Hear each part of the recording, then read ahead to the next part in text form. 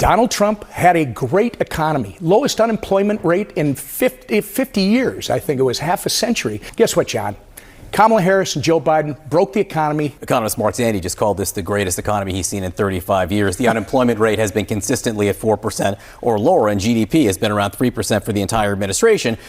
Comparing economic records, I'm sure the candidates will do that. You keep saying it, and you keep trying to distract from the issues with these I was quoting Mark Zandi, and I was giving you unemployment figures, but I asked you a question about facts and J.D. Vance. Right.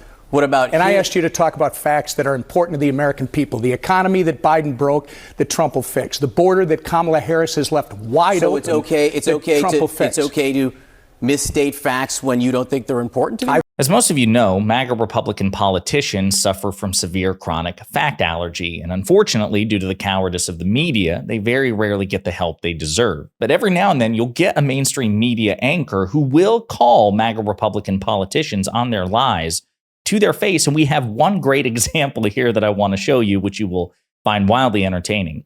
But before we unpack all that, if you end up liking this video and you want to support the channel, please be sure to hit the like, subscribe, and alert bells before you go. All right, friends, we got a long clip here. It's about almost 5 minutes long, and it's between John Berman of CNN and Tom Emmer, a top MAGA Republican congressman, somebody who was actually in the running to be Speaker of the House after the departure of Kevin McCarthy. But unfortunately, Emmer was seen as insufficiently loyal to Donald Trump, and no amount of debasement and, prostration before Trump would ever make up the difference. And so Emmer was passed over for the top job. But he is a leading MAGA Republican, the majority whip.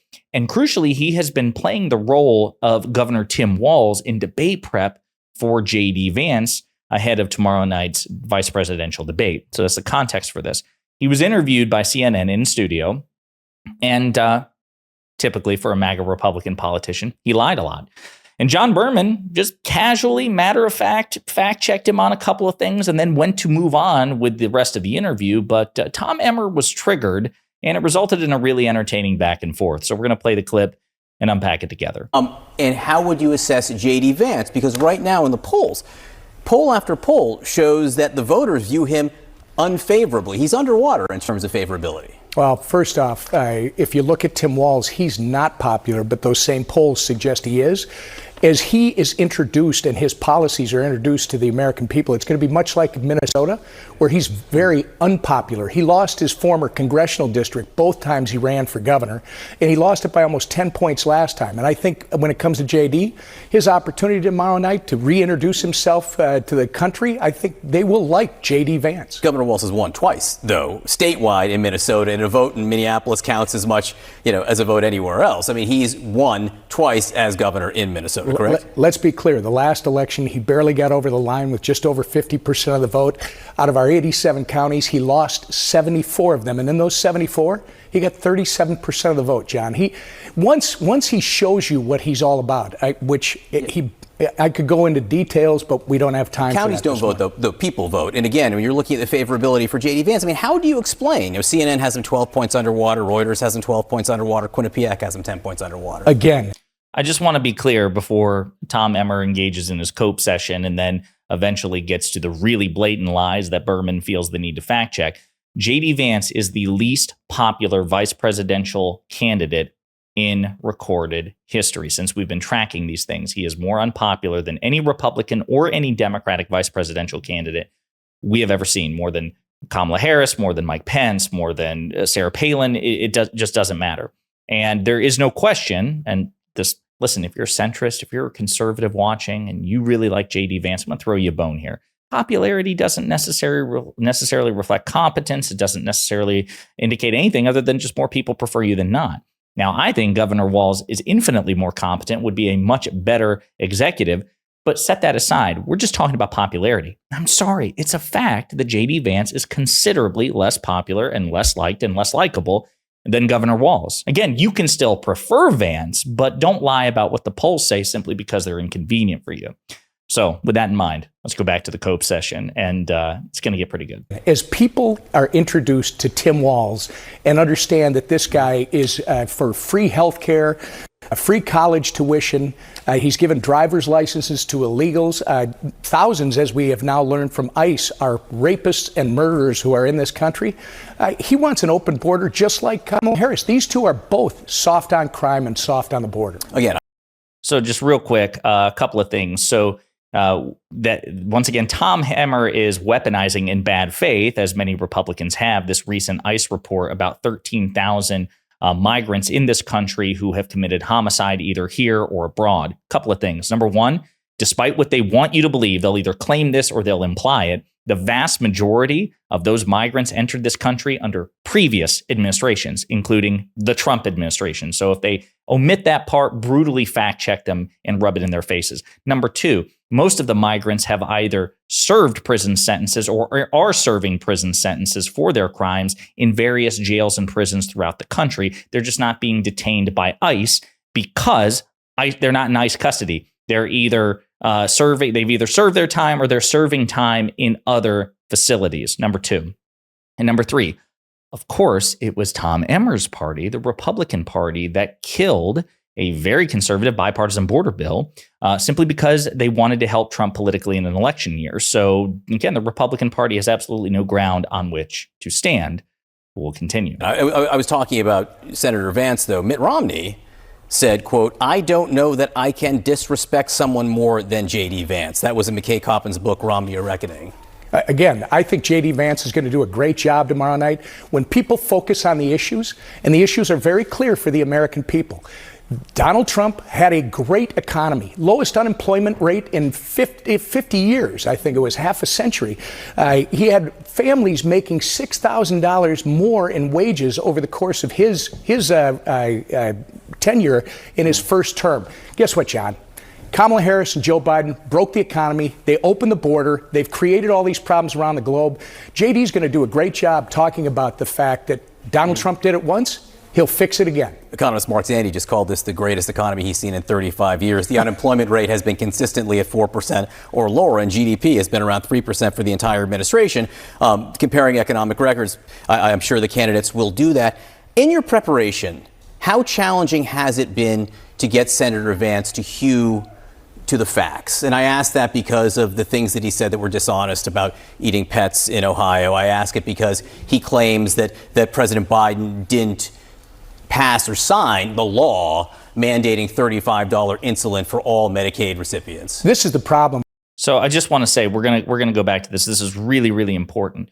So once again, Emmer wants you to believe, as most MAGA Republicans do, that Donald Trump entered office on January 20th, 2017, and created with his bare hands the U.S. economy. That he was responsible for 100% of the goodness. He inherited nothing good from Barack Obama. It was like a new video game. You start a new game. It's like you revert to last save. He inherited nothing good. Of course, Emmer also wants you to not count the fourth year of Trump's presidency against him. So once again, just absolute unprincipled gerrymandering of the standards, right?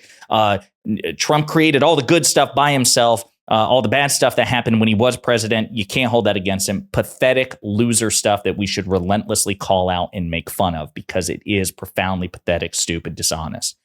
However, the fact of the matter is, Donald Trump did inherit a good economy from Barack Obama. And for the most part, the first 3 years of the Trump administration were mere continuations of Obama-era economic trends.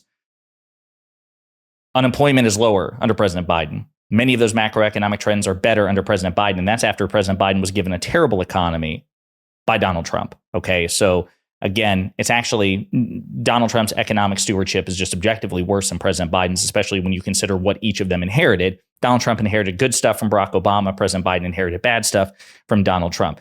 Number one. Number two, I would just want to say this on the $35 insulin thing.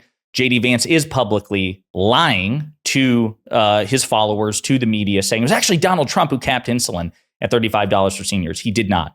Donald Trump created an executive order which created a voluntary program for one component of Medicaid. It was Medicaid Part D, and it never went into effect. Under President Biden, as part of the Inflation Reduction Act, for which Vice President Harris cast the tie-breaking vote, it was for all senior citizens and it was mandatory.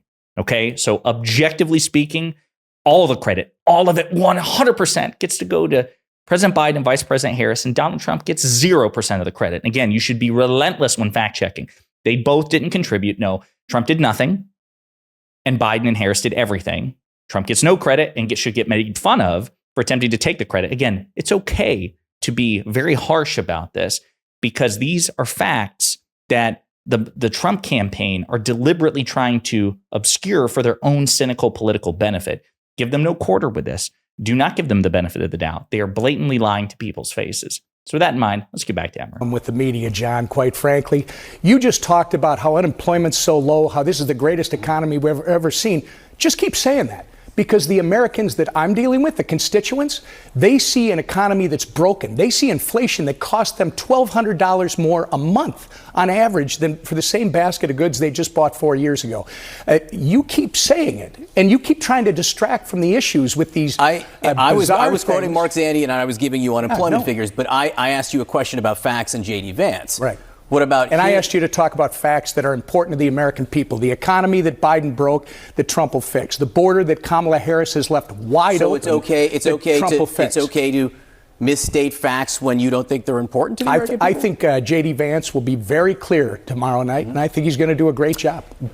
We heard Vice President Harris last night. So again, Tom Emmer visibly triggered by the fact checks, the fully justified fact checks that John Berman unleashed. As a matter of fact, again, I think John Berman was entirely too polite. He could have gone into more vivid detail and talked about the double standards and hypocrisy. Who are you to determine what's important to the American people? Why should you be given license to lie when you were the one, Congressman, who brought up unemployment? I simply reminded you of the fact, and facts don't care about your feelings, that unemployment is lower under President Biden. So to the extent that we give presidents credit for unemployment, Biden will get more credit for unemployment because he has better unemployment than Donald Trump. And if that makes you feel bad, nobody cares, Congressman. He could have been a bit more blunt like that. But this is the point. We can't help the MAGA Republican politicians with their severe chronic fact allergy if we don't correct them, if we don't fact check them. Tom Emmer and J.D. Vance are banking on you all and us not stepping up to fact check their lies and just taking what they say at face value or not bothering. It's easy to overwhelm people with dishonesty the way that they do. That's the whole Steve Bannon strategy. It's easy. I myself struggle with it. I really do. Because it's so damn hard to remember in real time all the lies they've told. And I imagine it is difficult when face to face with these people. You're thinking, oh my God, do I just fact check everything in real time? Do we just stop the conversation? What do we do? Do I triage? It's tough. They're banking on us being overwhelmed, folks, with the magnitude and the frequency of their lies. Don't let them. Don't let them win. Instead, be armed with the facts. Let's rally together and say, no, it was Biden, not Trump, who capped insulin at $35 for seniors. Unemployment's lower under Biden than it ever was under Trump. Facts don't care about your feelings. And just be as relentless as they are. And maybe, just maybe, we can help cure them of their chronic, severe fact allergy. I think it's this. You should see this as a medical intervention for MAGA Republicans. That's how I'm going to start looking at it.